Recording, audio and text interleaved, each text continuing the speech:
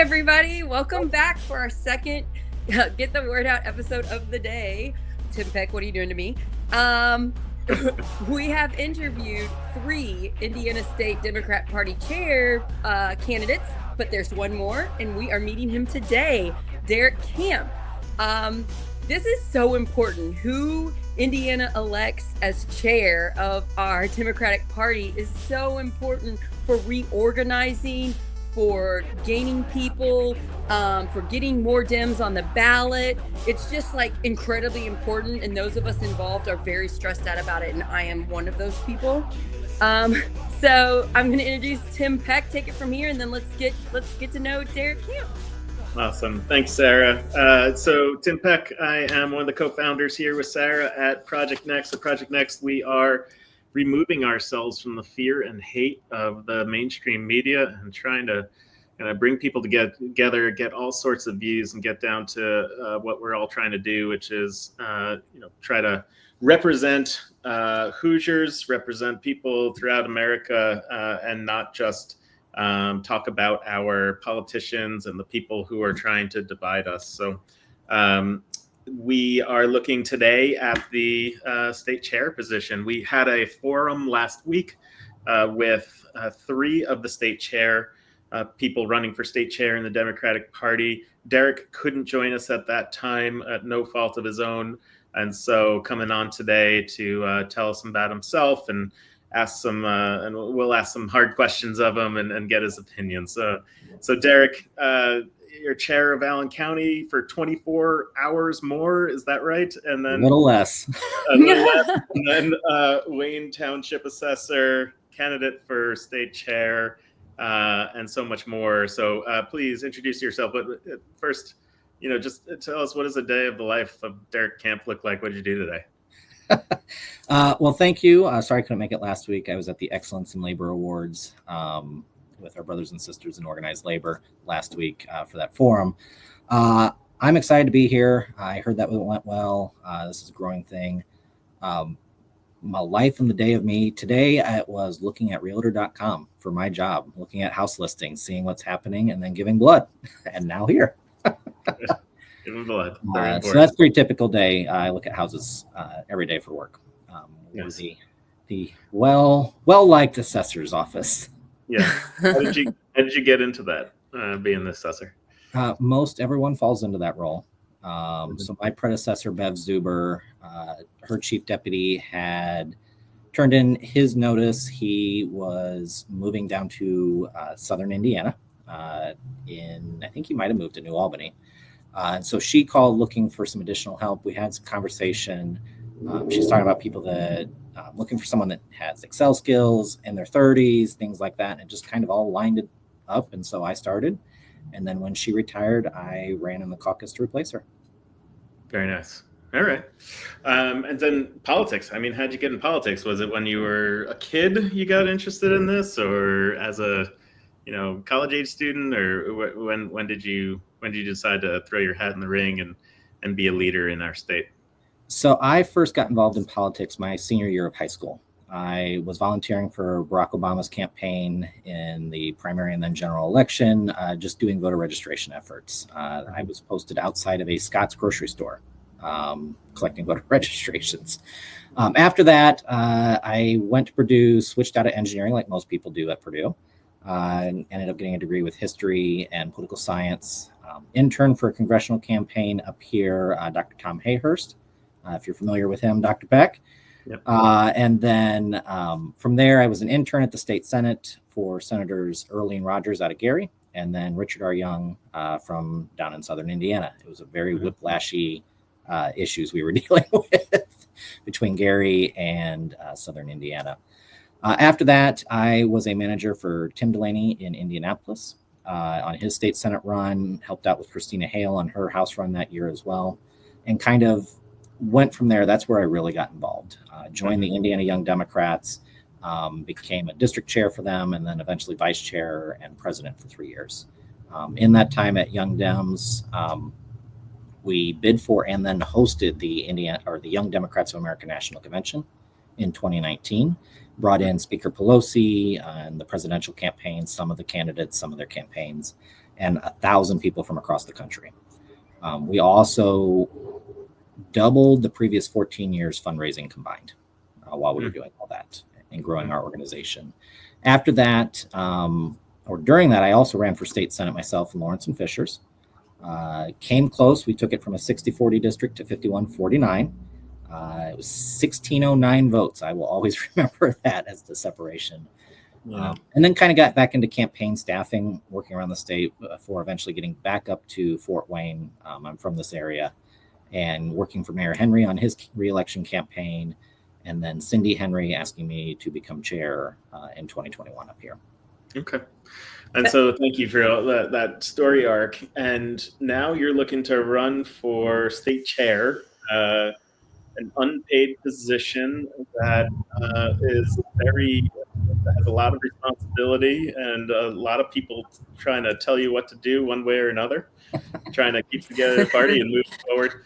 Sounds like a lot of fun. What made you decide to do that? So I believe mightily that we have to start rebuilding. And this is going to be the right time for us to do that for a couple different reasons. One, we've got Trump and JD Vance at the federal level, and they're always going to be saying stuff. We've also got, I can't even keep track of how many crazy Republicans here in Indiana running things now, who are definitely going to be spouting off, saying some buffoonish things that are going to give us some opportunities. But more importantly, I do believe that my background as a candidate, caucus leader, staffer, and a county chair is going to lend itself well to what we need in terms of rebuilding. For me, that means rebuilding locally. If we're going to win, we have to rebuild local.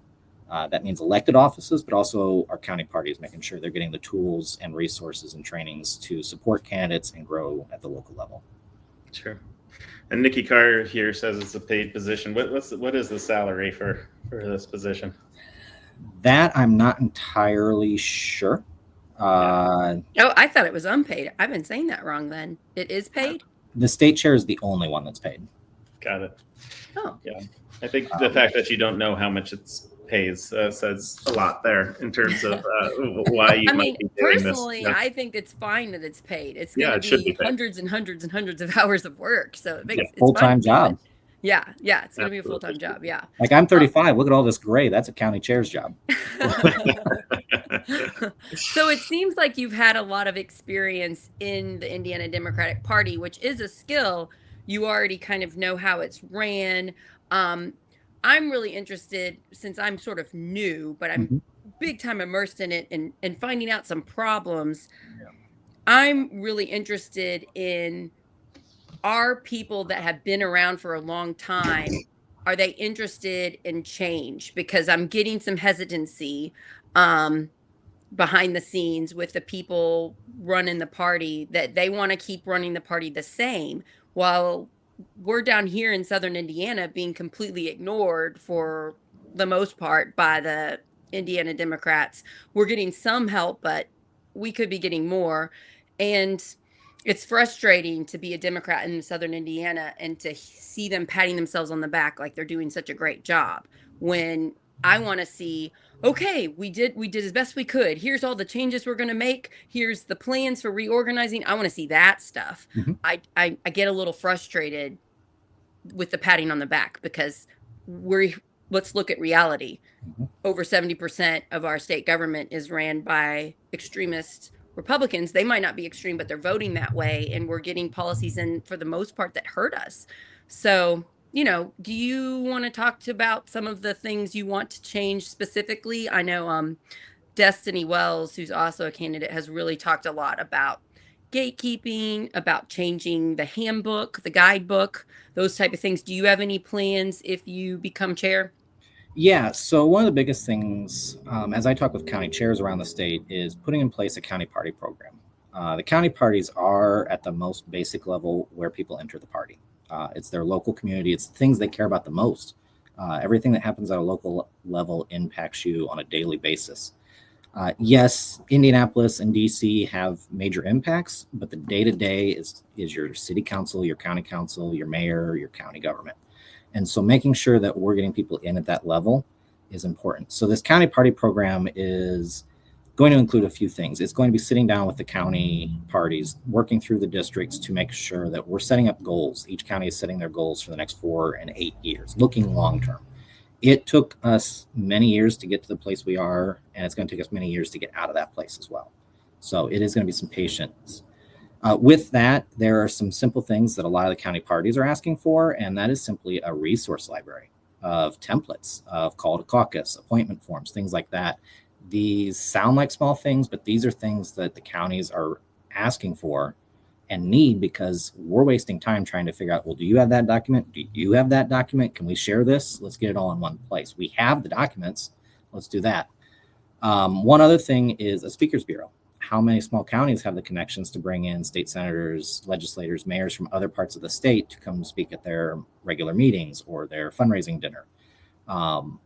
This is something that we do want to put in place. It is something that counties are asking for, but more importantly, I know there are candidates and elected officials asking for it as well, so that they can start building their network, getting on platforms like this, but also in front of the party business as well.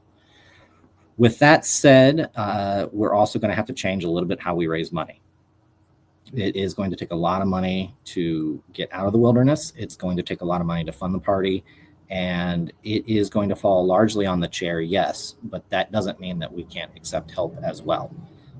There are former chairs and congressional candidates who are already committing to join an advisory board to help raise money for the party from their own networks, so that we are bringing in more resources to support our party efforts. As we look at everything, I think it's important to look at the view that I come from as a county chair and as a former candidate.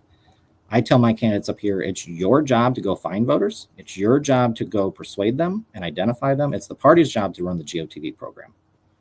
We're there to cover that expenses. And that's what we do up here in Allen County. We took our GOTV program from $2,000 to $35,000. We're taking care of the absentee chase program. We're taking care of the early voting program. We're taking care of the day of efforts. I don't charge the candidates financially for that, but I do ask that they provide bodies to that program, and then we manage that. Yeah, those all sound like good ideas. I'm going to jump into a couple hard questions just because I want to make sure we get them in this hour that we have you. Yeah. Are you aware of Corinne Straight? She's one of our co-hosts on Project Next. Yes, I did.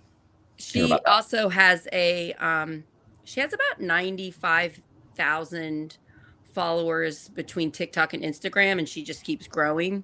She's a very good communicator, and we're really proud to have her on our team. She recently decided she wanted to try to run for Elkhart County Chair of the Democratic Party. And she asked my opinion. I thought it was brilliant. I knew that she would use her resources to bring in just so many new volunteers to that county, and that county has a lot of Democrats, has a lot of people there.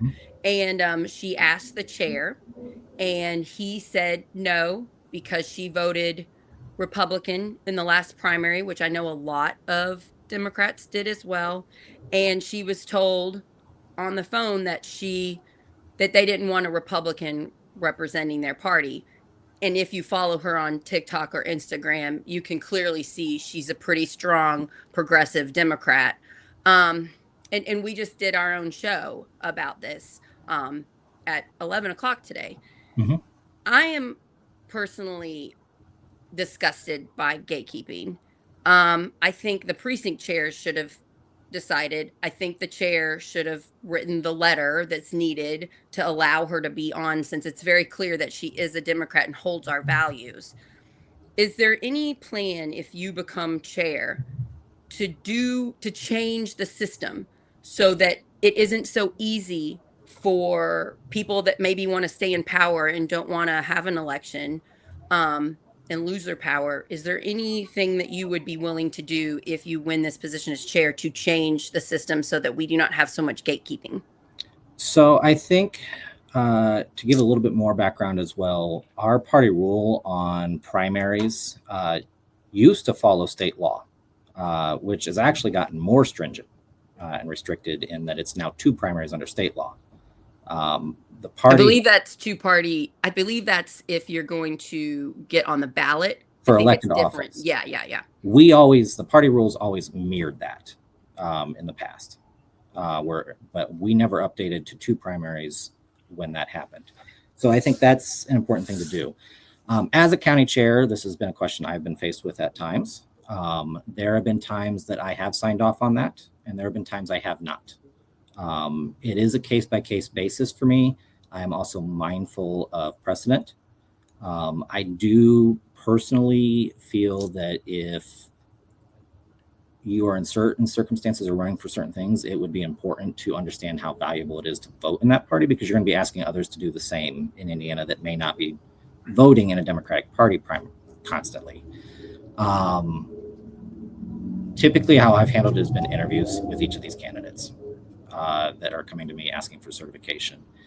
I think there's a lot of county chairs that we deal with people coming to us constantly, and there are people that are trying to run under the banner that are clearly not. And so having that ability is important, but I do think it's going to have to be on a case-by-case basis. My problem with that is it's one person that gets the power, and it's the person that, in this case, someone would come up against. So it's so easy for the person in power to just say, no, I want to stay in power. Why can't we let the precinct chairs vote Then that who would they be think is reorg best? then that would Right. be going through the reorg. So why, if you were chair, wouldn't there be a way to change the rules so that the person that has the power is not the person saying no, so that it would be a more democratic approach? So my understanding is that it was put to the central committee.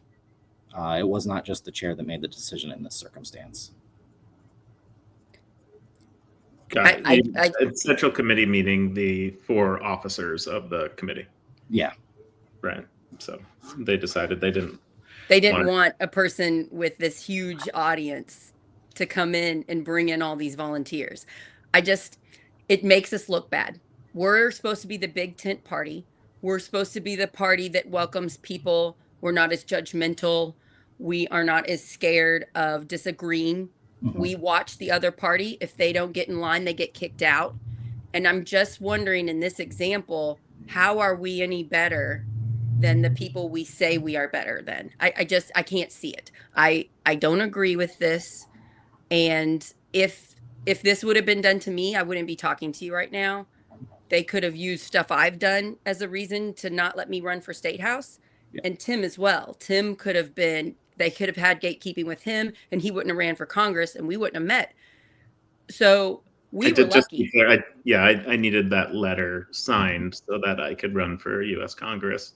Because you used to be an independent. Yeah. Yeah. And you clearly, your values align with us. So we're not scared of you, thankfully. There wasn't gatekeeping down here. There could have been. Mm-hmm.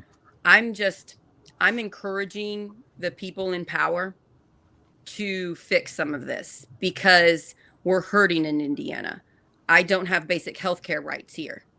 That maybe doesn't affect your life, but it does mine. I almost died giving birth to my twins. They was triplets and one didn't make it. Thankfully, I got to decide the things about my own body and about my own children.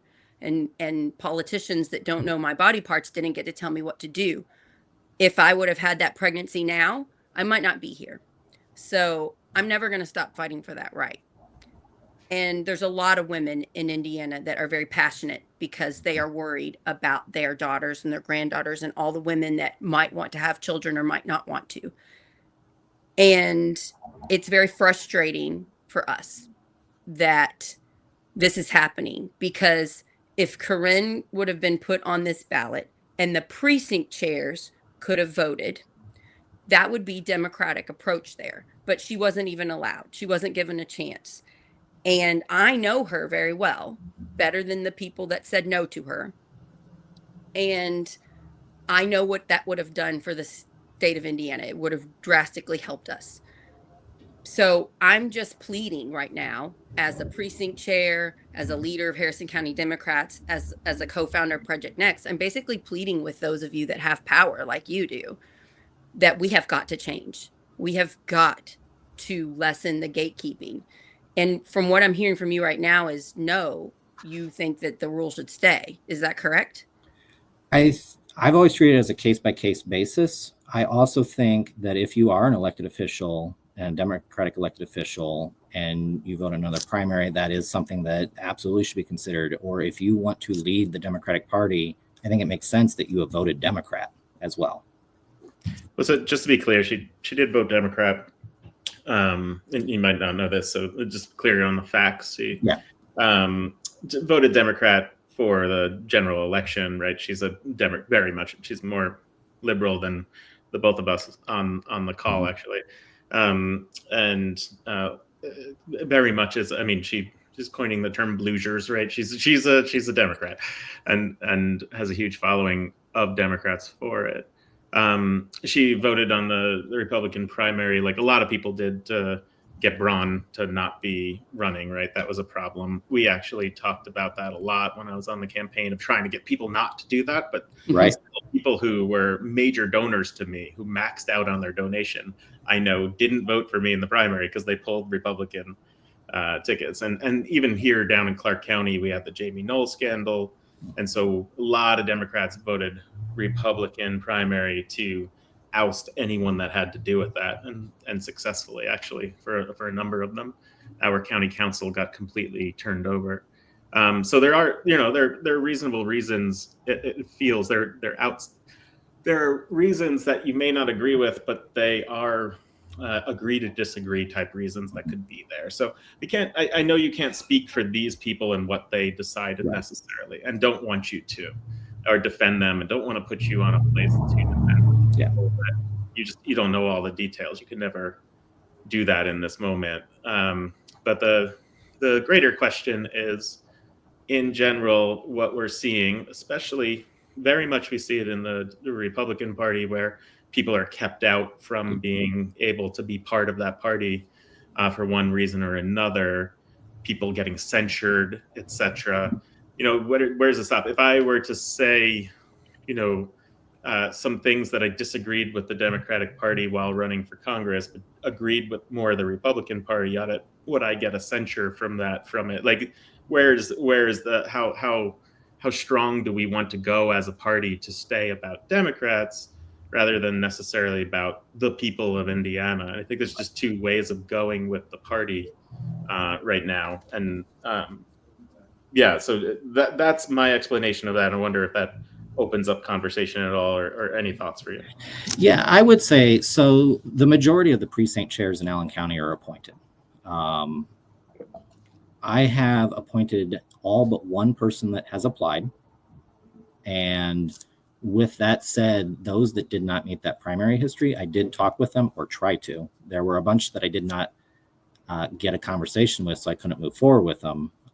But there were plenty where I did have that conversation and appoint. Again, there was only one person that I turned away for other reasons. But everyone else that applied will get a point. So like, I have shown a history of actually talking with people that have that and getting through that. But again, there have been candidates where I've refused to sign off because of various issues with their primary history. And I would just say, if there are people that have major issues, like, it sounds like you're doing a good job as chair and you're really taking time, and I appreciate that. I wish more time was taken with Karen. The problem is, it's so easy to do the gatekeeping. If somebody comes in and they wouldn't be a great chair, you just take the time to call the precinct chairs, and everybody has a discussion. Let's just open it up. That's my complaint. The fewer the people that have the power, the greater the chance to misuse the power. So, you might become chair. I'm just asking you to bring this up and to possibly change it. I want to move on to another hard question, and you're doing a really good job of being so open and honest, and I'm just so thankful you're here. So thank you. And I'm sorry, these are hard questions, but they're to be expected.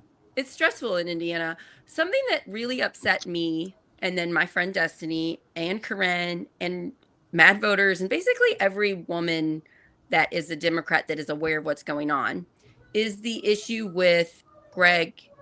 Is it named Abbott? Am I saying it right? Greg Abbott? Greg Taylor. Greg Taylor. Yep. Is the issues with Greg Taylor. Who's got the fire? That would be me. That's funny. Okay, so Greg Taylor is a state senator in Indiana. in the Indianapolis area, I think. Yes. And which is a very heavily Democrat area. So we could have competition there and win as Democrat. We could primary people. And recently it has come to light that allegedly there have been, there have been many women that have come forward that said allegedly he used his power and his position to sexually assault women that worked under him that did not have the power. And what made me really sick was this story has come out.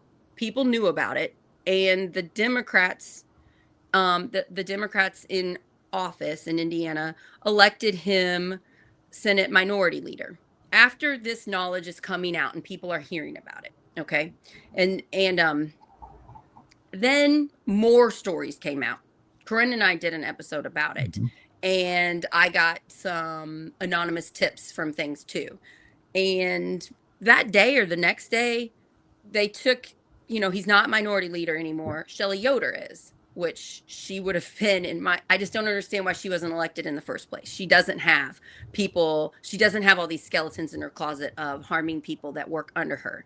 And Destiny Wells talked about it on our episode yesterday of mental fitness. She said a lot of Democratic state parties have an ethics committee already set up in place so that when things like this happen, there's a system, to do things so that maybe we don't elect this person as minority leader. But we don't have one here. So she has said she wants to do that. She wants to set that up. And she also publicly said she supports the women. And I do too. The women that are saying were assaulted. If you win as chair, I hope you know that is something we're discussing over. And I'd like to know your plans for stopping this so that this doesn't happen in the future. Yeah. So after the first story came out last fall, was that right after the election? I don't know. Somewhere right around there.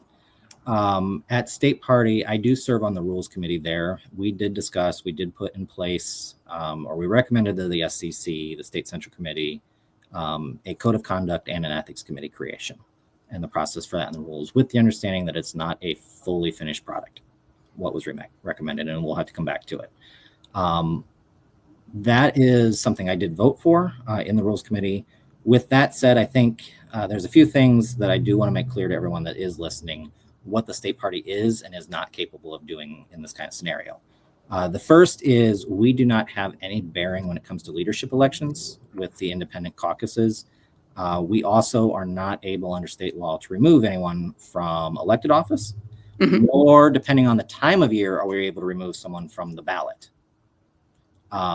So that's some restrictions. Now, what we are capable of doing is what we did recommend in that code of conduct and the ethics committee change, in that upon an investigation, the ethics committee would turn over a recommendation to the state chair and the state central committee that if the allegations were found to be true, then they could recommend censure.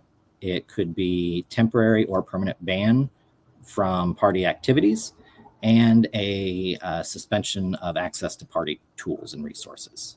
That's what the party is capable of doing directly. So that would, if depending on the recommendation and the investigation, result in what the party can do in blocking some of the access to things, which makes it harder to be an elected official and a Democratic elected official. But the ultimate responsibility does fall on that individual caucus or the individual taking it outside of a state house or state senate, the city, the county, whatever their process might be. So that's what the party itself is capable of under the laws and rules regarding all of this. With that particular situation, if those allegations were brought, I would support that going through the ethics committee for an investigation to be turned over to the SCC with a recommendation upon the conclusion of that. Just to let you know, since I'm the only woman in this conversation, reading emails from the Indiana State Democratic Party praising this person, Greg Taylor, for his work really hurt me personally as a woman. I think there could have been some better discussion around, are we protecting our most vulnerable people here? And if something like this were to happen and you were chair, I would highly encourage not praising the person that there's multiple allegations of abuse towards a group of people. We're Democrats. We're supposed to be supporting everyone.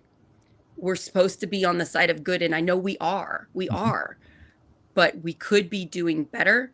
And in 2025, with social media, with all of these powerful, wonderful Indiana Democrat social media stars we have, like Corinne Strait, we're not going to keep quiet about it. So the old days when you could keep things hushed up and very few knew about it, that's just not realistic anymore. Right. Again, I don't have healthcare rights here. Right. I'm pretty passionate. I'm not going to stop shining a light on things when I see it, because we have to save Indiana. We have to. There's no other option. So just to let those people know that are in power, think about the victims. Think about, especially if you win and you're the only male out of the four, I really want you to maybe talk to some women, maybe talk to some abuse survivors before praising people, you know? Yeah, I have had to conduct these kind of investigations before, unfortunately. I've worked with, for one or two of them, with Ann Delaney, who's a former deputy prosecutor in Marion County, working on sex crimes. She was also the executive director of the Julian Center, supporting domestic abuse victims. So we have gone through that. I've got a great running mate with Melissa Moorhead Moore out of Evansville that came through Hoosier Women Forward. That's going to be a good part of that and a major part of those conversations as well. And I appreciate you really taking it seriously and really trying and being willing to work on this, because it's not just the Indiana State Democratic Party that needs to change. This is a hard topic. Sexual assault's really hard to prove. Yes. And it's messy. It's not black and white. So I'm thankful that people at the top are willing to continue to work on it. Because of this recent example, it clearly shows we need to keep working. It's not perfect. And then, like Tim and I had to, we're going to have this discussion as we grow, Tim. We're going to have to make sure we put things in place to protect when we start hiring more people. We're going to have to make sure that we are doing the right things and that we're willing to change quickly when a need arises that we didn't think of. We're not going to think of everything. So we're going to have to change. So it's a complex subject, and I'm just thankful that you're willing to talk about it. And my big hard questions are over with. And I thank you, Tim, for letting me go first. You can go next and tell us, let's hear your stuff. Well, yeah, I just want to thank both of you on that before we move on, because tough conversation, and it's really what we're trying to model here with this program. And we've had them with Republicans, libertarians, people who identify as independents. We're trying to bring people from all different thought processes to have these conversations in a way that's still respectful and also vulnerable. Like Sarah, just the vulnerability of you talking about your triplets, that now you have twins. I mean, it's so hard. And, we're talking about sexual assault. We're talking about issues that are so hard that we just can't turn away from. And so, Derek, just thank you for going on it. When emotions are high and still being able to be level-headed. So I really appreciate it. I think related to this other question came up when we did the forum that you weren't on, around kind of big tent versus go deep in terms of the party. Where do we want to go, as well as what's the next step? Are we trying to create something where we have a big, broad group of people that we're trying to move to the right or move into a different direction? Or are we trying to, double down on the people that are so passionate about the Democratic Party right now and get them to, commit even more? And in particular, we talked about rural communities. And so Sarah and I both live in rural communities. I live on a farm right here in New Washington. And a lot of our colleagues and the people I live around, even if they were Democrat or even if they identify as Democrat, feel like Democratic Party is no longer representing them or abandon them. You hear these things, and whether you agree with that or not, that's how they feel. So it's hard to disagree with a feeling. So yeah, there's a lot wrapped up into that question. So I'd love to have a discussion with you. First of all, wide versus deep. What's the next step here? I think it's going to be a bit of both. It's going to have to be. We've got turnout issues in the state with our Democratic base. 385,000 Hoosier Democrats did not vote last year.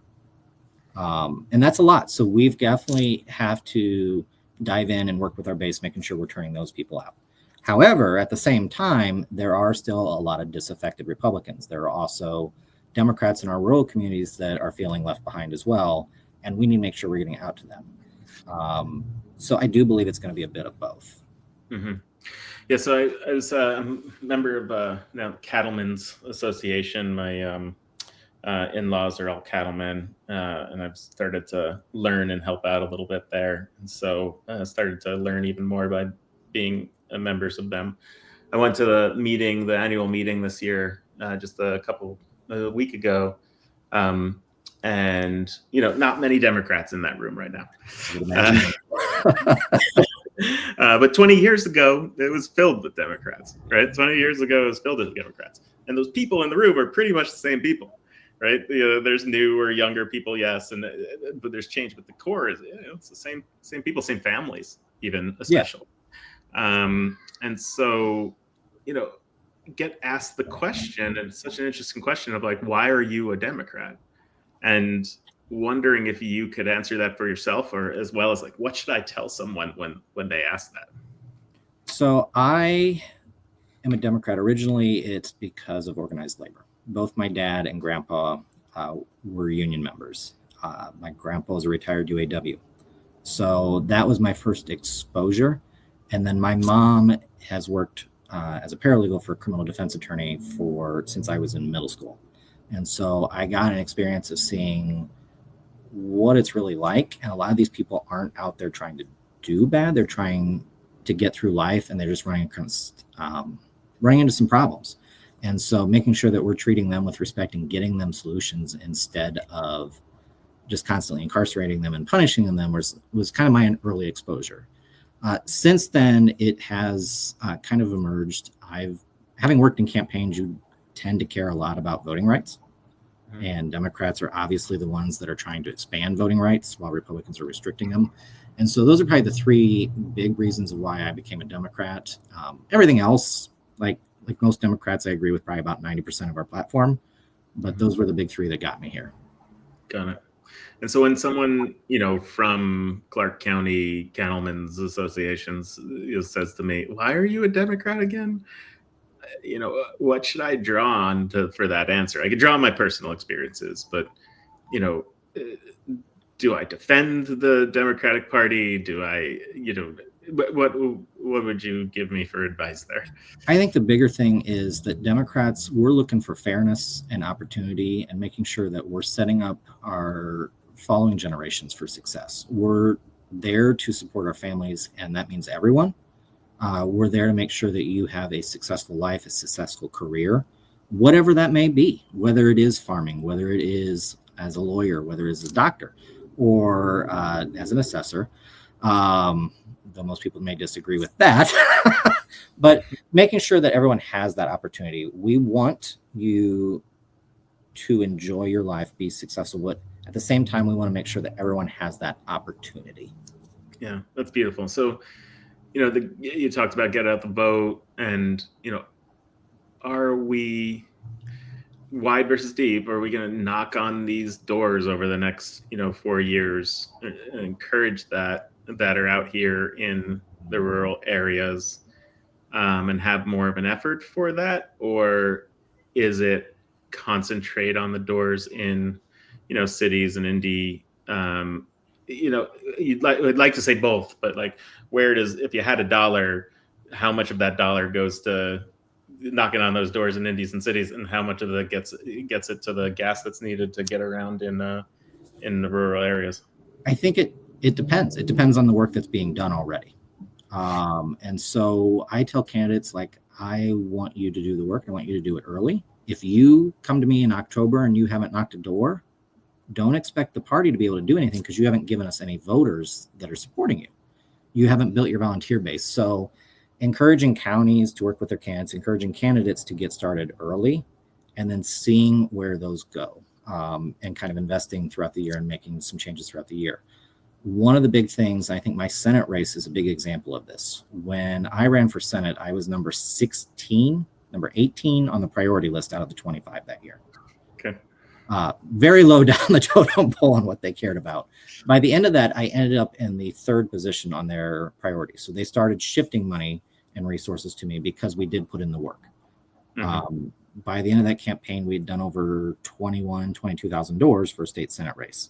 But it's because I had put in the effort and the time in the beginning. And so I think we need to work with our counties to make sure that they understand, and our candidates, that like, you have to start early. You have to do these doors. If you're putting in the work, we absolutely want to be there for you. Mm-hmm. Cool.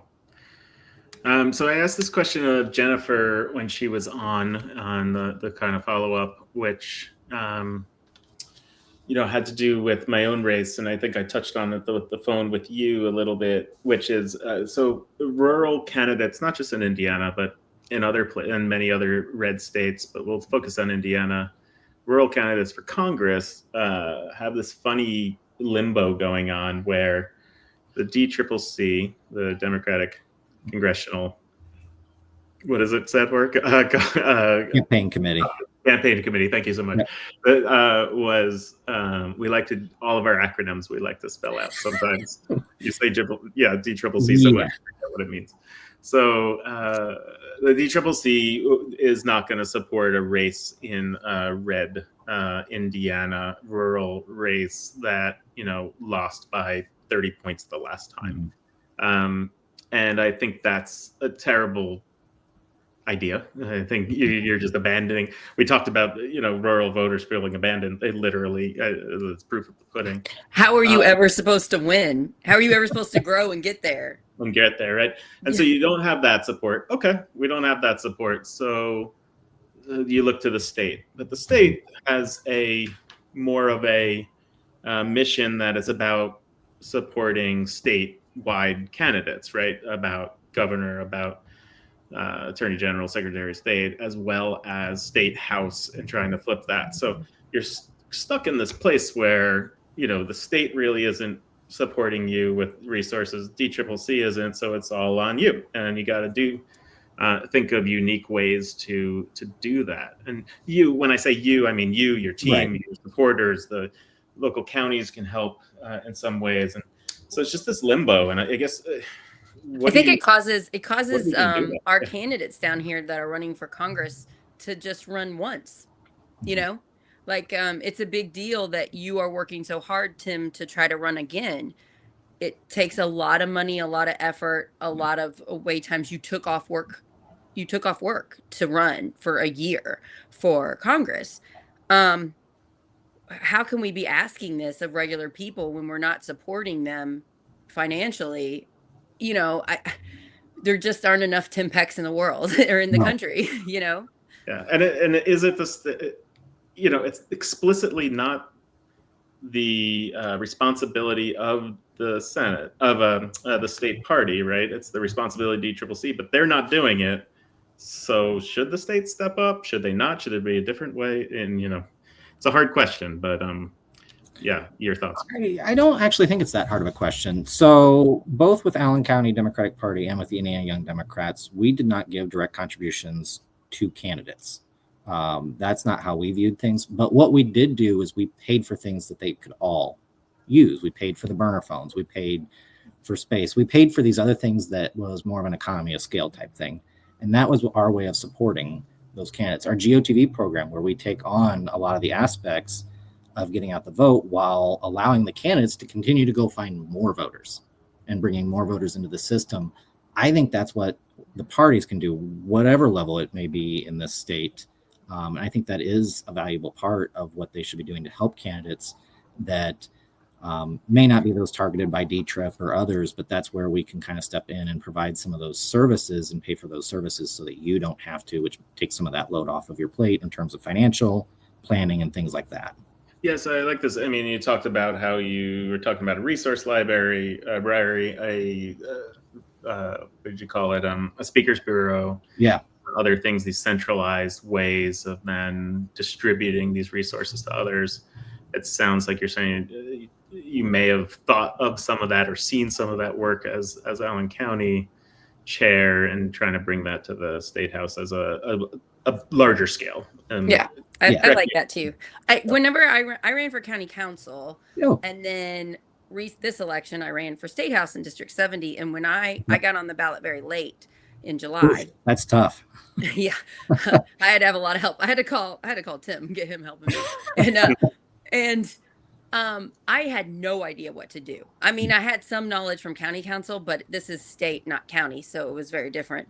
And I'm so thankful that my friend Kent Yeager, who is our treasurer of Harrison County Dems, was a member of the Indiana Rural Summit. And he connected me to Michelle Higgs, who was one of the founders, and she welcomed me in. And then it was this group of State House candidates in this area. And then I went to a training like a week or two after. I think it was a couple days after I joined Indiana Rural Summit. I drive up to Bloomington and I had this great training. And then I kind of knew what to do. And then we had this text message of these support of people running for State House in rural areas. And so we would text each other a question and one of us knew it, we'd answer it. The Indiana Rural Summit is great. Do you have any plans to support organizations like that that are just directly helping brand new candidates like I was? I didn't have a clue of what to do. And it really gave me a protective blanket of safety there. Yeah, so the Rural Summit never really made it up to my neck of the woods. So not as familiar with it, though I have seen a little bit about it. I did talk with Kent a little bit this week about it. Oh, neat. So there, and I know the value in that because when I ran, I was endorsed by Run for Something, and they had that group chat feature with your endorsed running that were running at the same time. So we had that same feature. It was so helpful. I would love to see more of that. I'd love to see more groups focusing on that, more of the party providing the training and connections. One of the things from that state Senate race I managed in 2012 is that office was Tim Delaney's campaign that I was managing. It was Ed Delaney's campaign that another guy was managing, and then Christina Hale's campaign that another guy was managing. We all had different skill sets, and we were all fresh to this. That was our first campaigns that we were working. We ended up working on all three races together because it benefited us, it benefited the candidates, and it was super helpful. So I do like to encourage that where possible. Yeah, I recommend that. Tim and I worked a lot together, and that's what helped lead to this because we got to know each other. I think that's a great tip. Working with the other candidates that are in the same area, share all of your knowledge, do your things together. That's a good thing I recommend. My other question I have is about communication. What would be your plans for communicating, for really opening up what your decision-making process is to us regular Democrats in Indiana? How do you feel about using social media? How do you feel about emailing? You're doing this live with us, so that's great. Yeah. How would you feel about coming on Project Next when you have something to let us know about the Indiana State Democratic Party? What are your thoughts on using social media to get the word out about your plans for Indiana democracy? I think we have to go everywhere and be on everything. Even some of the social media platforms that I know a lot in our party. Sorry, next to a fire station. That's funny. But even some of the platforms where it's gotten a little bit far right, I think we still need to be there and we still need to be visible to the I other agree, side. Yeah. But it also does mean opening up a few other things. The platform hearing process is not the most open in terms of there's 3 in-person locations and 1 Zoom. It is hard for one corner of the state to go to the other side and either the north or south for that. So that's important. One of the things that I've already started talking about with some of the people helping me in this race is kicking off right after reorg with basically a statewide tour around. Everyone acknowledges that our brand is not the strongest right now. Making sure that we're going around and getting feedback on that and kind of bringing that all together. I do not believe it is the chair's job to set or dictate what the message is. It's our job to coalesce it and push it in support of our candidates and support of our electeds. That doesn't mean we can't advise on what's going to be strong or not strong, but I do think it's important to get around to the different parts of the state to hear from the electeds, the candidates, and all the other various stakeholders on what that message should be. I like that a lot. Tim and I both said this multiple times. Running as a Democrat, we get to run as ourselves. And I don't think I would have ran for state house. Well, I know I wouldn't have if people from the top were saying you can only talk about these issues. Yeah. I never got that one time. I got to be me, and I'm on the right side of history, and I got to speak about what I was most passionate about, which is saving public education and getting women's healthcare rights back. I'm also really concerned about the energy bill problem that we passed bills to let our energy companies be in charge of our prices instead of the government. So I focused on those three issues mostly, and nobody told me to change my position. And I highly recommend continuing that. Let people be who they are. We're on the right side. Yeah. Touching on that a little bit more, it is important that we build a message that can work statewide, but it's also important to acknowledge that what works in Bloomington may not work in New Albany, may not work in Carmel or Fort Wayne. Like, there are differences that we need to keep in mind as we go through these things. And as we look at candidates for various offices, I think it's more important to find someone who is connected to their community, who is willing to put in the work, and who can speak passionately about what it is that they want to speak about. Now, we can give guidance on how to phrase things to make it more effective for you, but I do think that's important. Yeah. We lost Sarah for a moment here. Yeah, that's all right.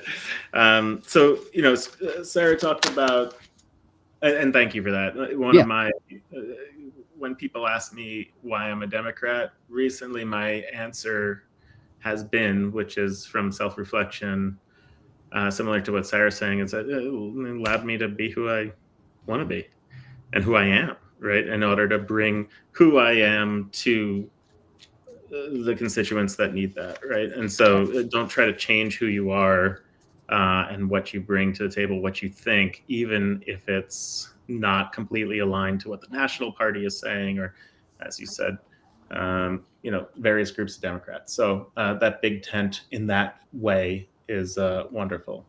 One thing that Sarah's, she's back, but passionate about, and we all are, is our schools. And school board has been, across the country, become a political fight, right? Yeah.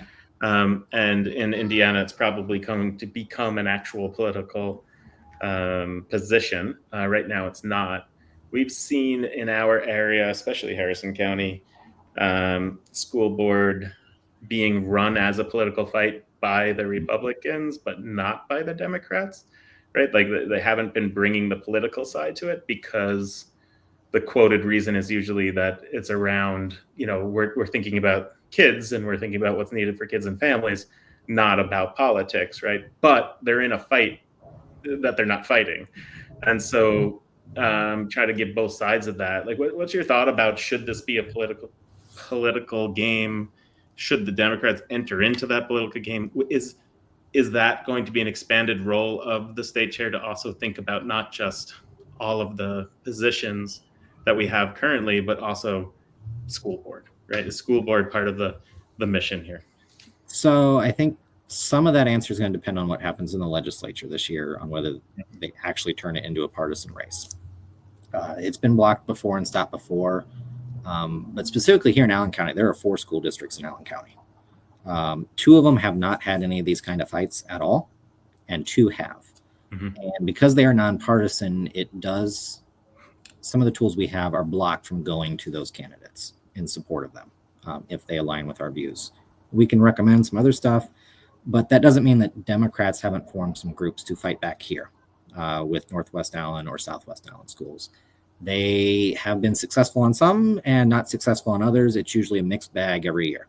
So if it does become partisan, we absolutely have to, and I mean have to, start including that in our process of looking at candidates and whatnot. Now, that said, we already kind of do. How many school board members run for higher office? City council, county council, state rep, or even higher. Sure. We held a caucus for 6th District City Council here in Fort Wayne last year, and it was a school board member from Fort Wayne Community Schools that won that. So it is a valuable recruiting place for us already as a party, and we need to keep looking at that. Interesting.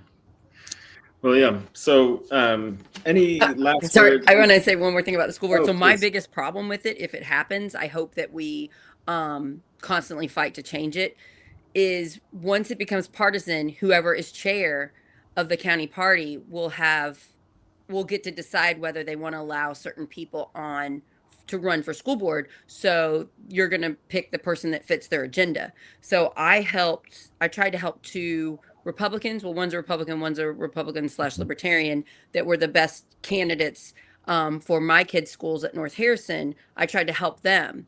And they wouldn't have even been allowed to run because the person that's the county Republican chair here would have not let them because they wanted other people because they were going with their agenda of Right. destroying the public schools here.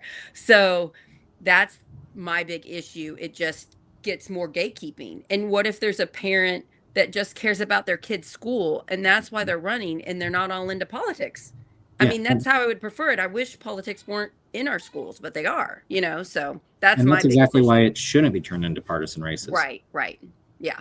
I'm glad that you see that because not everybody does. There are a lot of people in the Democratic Party in Indiana that think it's a great thing because they would have more control over it. And I'm like, it hurts more than it helps. There are Democrats in some of these areas where there are no Democrats elected, but they're elected to school board. Yeah. Right. And then I have one more, Tim, if that's okay with you. Yeah, please. You want to ask please. more? Go Okay, for it. thanks. I am very conflicted. This week has been a rough week for me personally, and Tim's been a great friend to me just with pressure. I know a lot of people that have some power in Indiana democracy and the leadership. And then I'm friends with hundreds of people that I met a lot online and a lot when I was campaigning, a lot of very passionate Democrats. And there seems to be a communication issue. The ones that are on social media that are doing TikToks and things, they're very passionate. And sometimes that passion can seem rude when they communicate to leadership. And I encourage leadership to not take it personally because you always have to remember we don't have our rights. Women don't have our rights here in Indiana of healthcare. And our children, schools, if we send our kids to public, which I send my 3 kids to public, our schools are being attacked. And then there's other issues. If you're in the pride community, you're being attacked in Indiana. And then there's lots of other things. We are upset and we're sort of traumatized. And I'm wondering if you're willing to have that hard discussion with the people that have so much power over Indiana Democrats, opening up communication with us and maybe being as healthy as possible there. Like, I want to know what would be your approach, because right now there's a lot of gatekeeping and there's a lot of just ignore them. Oh, they said this mean thing to me, I'm never talking to them again. There's a lot of that going on that I'm seeing. Yeah. I want to know, how are you going to handle this? Because it's delicate and it's hard, and I am in it as well. And I have just chosen to love these people no matter what, even if they yell at other people that I'm friends with. I'm going to love them anyway. So I just wonder, what are you going to do? So I think that tour we were talking about a little bit earlier is the start of that process, getting out and bringing them into the conversation, bringing in all the various groups into the conversation to see what we can all agree on. I think it is also important to explain the party's setup and the process as well. I think there's a lot of misunderstanding about what that is. Other than state chair, every other chair at the county or district level and every other party office, it's all volunteer. Many of these people have jobs so it is hard for them to kind of keep up. Sitting in on the emerging leaders panel, this is kind of a similar question to what we get asked of, like, hey, I've not heard from this county chair or this person. And it's like, you got to keep trying with us sometimes. Like, we're dealing with 50 different fires at once, and we've got our own work life, we've got our own family life, and it is hard sometimes to keep up with it. It'd be hard for anyone.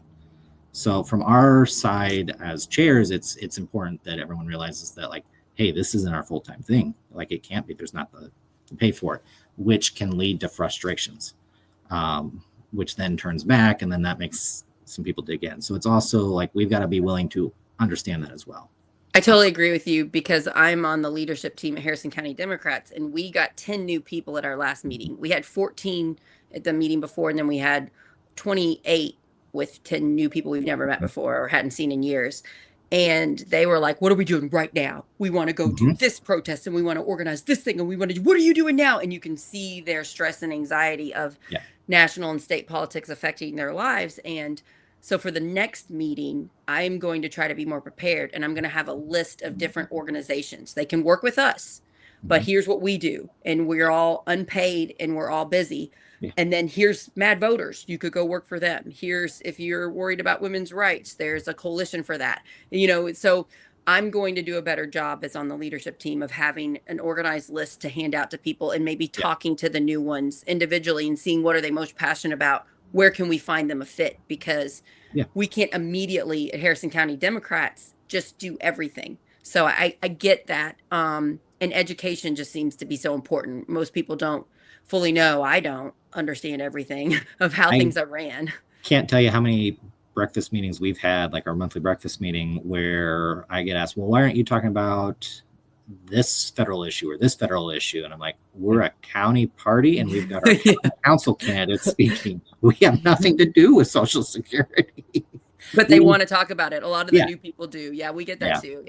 Yeah. So it does make it hard to bring some people in, and until we can work out that here's what we're actually able to do and what our responsibilities are.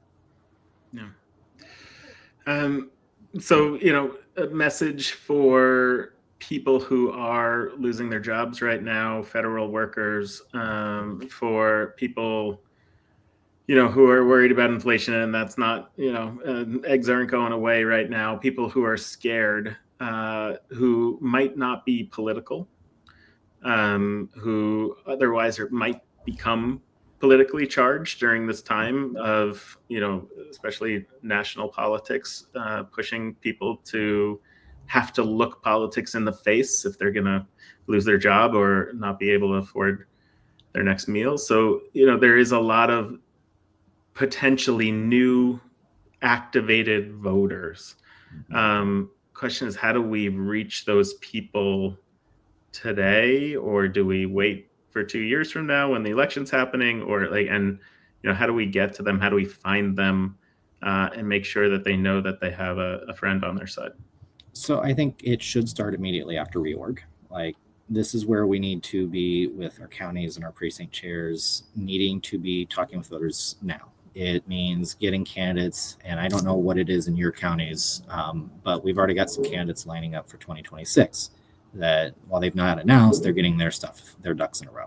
So that's an important start, because it is a lot easier for a party to coalesce behind a candidate and drive the message, drive the efforts there, because people are going to turn out for candidates.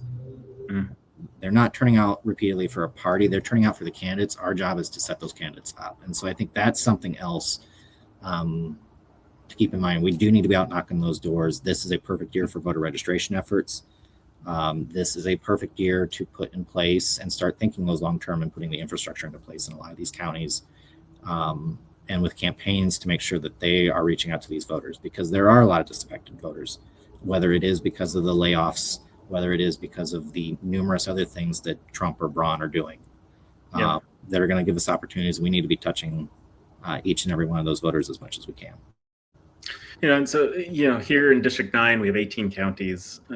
Some of them are very different than others, right? We have Monroe County, where Bloomington is, and we have New Albany, and we have Clark, where Jeffersonville is. But we also, you know, have Franklin County, where Batesville is, and Lawrence, Dearborn, where Lawrenceburg is, and definitely Lawrence County, where Bedford is, right? These are cities, these are very different cities from one another. And it still it gets me to think, you know, with all of this, you have to think, how are we going to find those people who are becoming politically activated because they've been affected by either, you know, the administration at the federal or state level in Bedford, where there's barely any Democrats, versus leaning into Bloomington, right, and getting people out to the polls. I know we have to do both, and I guess, is there a way, you know, what is the thing that we should be focusing on that helps do both at the same time? rather than the kind of having two different programs at once? Or does it have to be two different programs? I don't think it has to be two different programs. If you're running a field effort, it's no different wherever you are. Like, the targeting in VAN is going to be a little bit different. And VAN is an incredibly powerful tool. And I know there are a ton of people frustrated with VAN. But the thing to remember is VAN's only as good as the data you put in.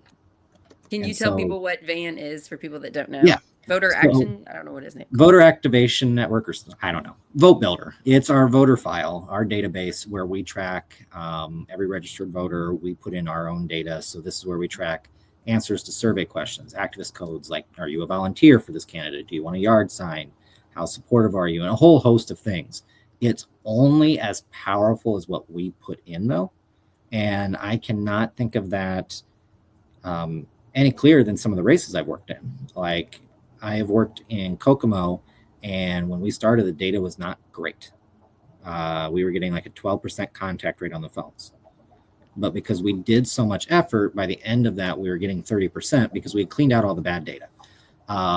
Same in Fort Wayne. And you can tell where we've had a lot of campaigns that work and where they don't, just based on how good the data is. When I used it, when I ran for county council, I did not use it when I ran for state house. It was a lot of people that their houses that said they were Democrat, and they very clearly were not. They were mad when I showed up, and I tried to talk to them, and they were just like, "Get away from me." So I would enter that in there. But yes, it is getting better. Yeah. But were you looking at likely party, or were you looking at scores? I was looking at like whether it would say highly Democrat, maybe leaning Republican. I would go and it'd be like highly Democrat, and I'd go and they'd be like, no. So I saw some inaccuracies. I also know that the Republicans use like their own, and they have a lot more money, and theirs is better than ours because they have just so much more money than us, which is frustrating, but I get it. Yeah. One thing I always tell all my candidates and anyone I work with, don't use likely party. It has not been updated since 2012. Oh, that helps. Yeah. We use a scoring system, which is a little bit more technical, but it's more accurate. Still not 100%, but it does get a little bit closer. Yeah. Yeah, I didn't know that. It does get closer. And, my scores, because I, and people on this show know this very much, I made sure to not vote in primaries in the past. I was very much, that's where I was in the distant and not too far distant past. I would even drive to the primary to tell myself, yes, I would have done this if I to prove it I'm not just lazy. And then, especially the last 10 years, as things have developed in terms of our national politics, things have changed quite radically. And I started to align much more with the Democratic Party, and here I am. And that's my story. So my score is quite low, or was quite low. Now it's high, but it was quite low in VAN, which is interesting. And I think that's an important point to bring up. People change. On my door. Yeah. Yep. People change, especially when your rights are being taken away. Yep. It is not so much about being Democrat or Republican. It's, are you on the right side of history right now? And if we keep only focusing on just get the Democrats and not the people that are upset about their rights, we're going to lose a whole bunch of people. So we really need to be big tent, loving and accepting. And I'm constantly, just about every day, pleading with my big Democrats that think Republicans are evil. I'm friends with so many Republicans here, not necessarily the ones in power, but the regular voting Republicans are great people. And when I say that, they look at me like I'm nuts. And it's like, no, their media is different than ours. They're not getting the same media as us. They think they're on the right side. We have to show them the truth in a loving, empathetic way. And we can't keep yelling at them. That is a big reason why I think we might have lost nationally, is the yelling at the other side. We've got to stop it. We have to unite. That's what we're doing at Project Next. Uniting people for the common good of humankind. And we're on the right side. So we should be doing better. That, we're clearly supporting human rights and letting people be free, wanting people to have freedoms. But the people still don't know that. There's tons and tons of Republicans that think we're evil. So we have to do a better job with messaging on, and we have to do a better job with the Democrats that are voting with us, I think one of the things you just said that is so true that I think we need to remind our own volunteers of is we can't just have you talking to the people you agree with. That does not win us elections. Like, you also, as volunteers, need to be willing to go talk to people that you don't know that And that's may not hard. agree with you 100%. And it is hard. But like, the other thing is, we're all Hoosiers. There's the thing about Midwest nice. You go knock on their door, they're typically going to be nice to you at their door. And I think that is important to remember. It is definitely a challenge for volunteers to get them there. It does take some time to get them to that point, but it is incredibly important if we're to win.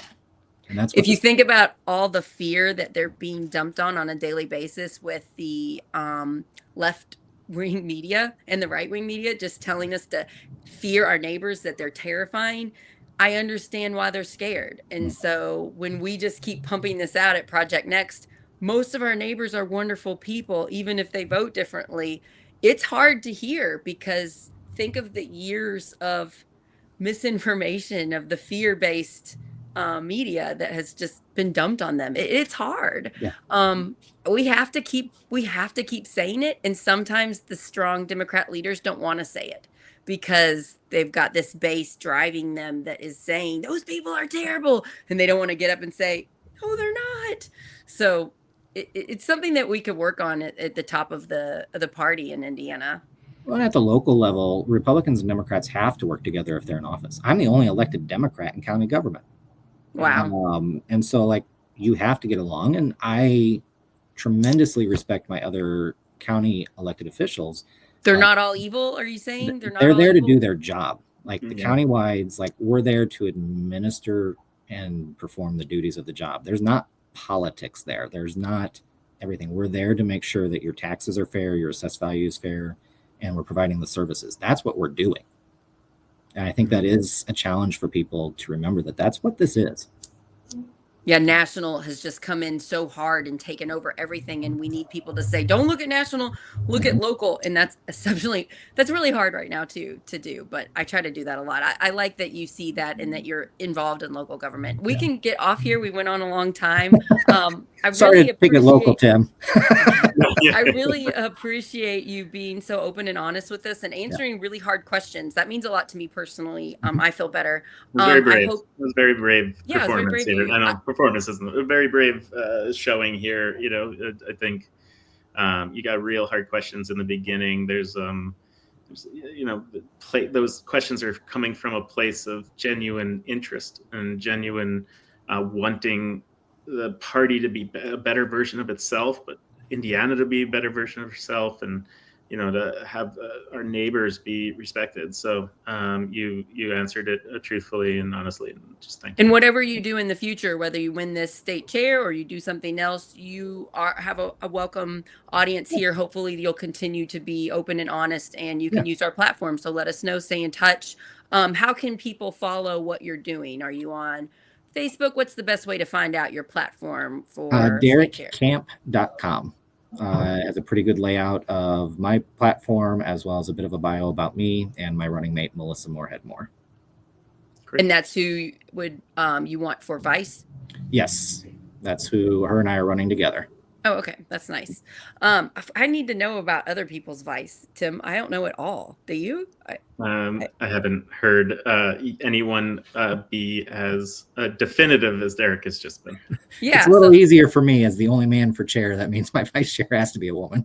Yeah, that's an interesting topic. Yeah. So thanks for telling us that, because I don't know anything about the other candidates' vice. So, thank you so much. And please like, share, subscribe. If the better we grow, the more people that watch us, the better the chance we can help Indiana and all red rural places that want to climb out of this extremist government that we're stuck under. So thank you for watching. Thank you for sharing. Please text us to a friend.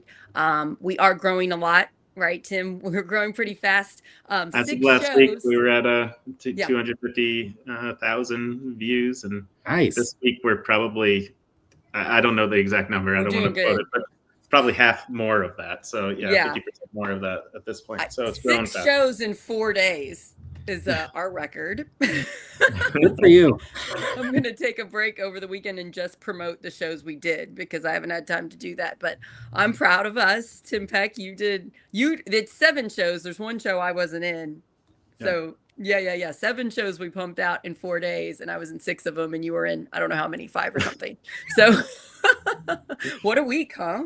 Yeah, it's been a week. It's been good. Yeah, and you rest up from giving blood. Thanks for doing that. We're actually talking on our leadership text right now for Harrison County. We want to host a blood drive with American Red Cross, so we're trying to get that figured out if we can do it.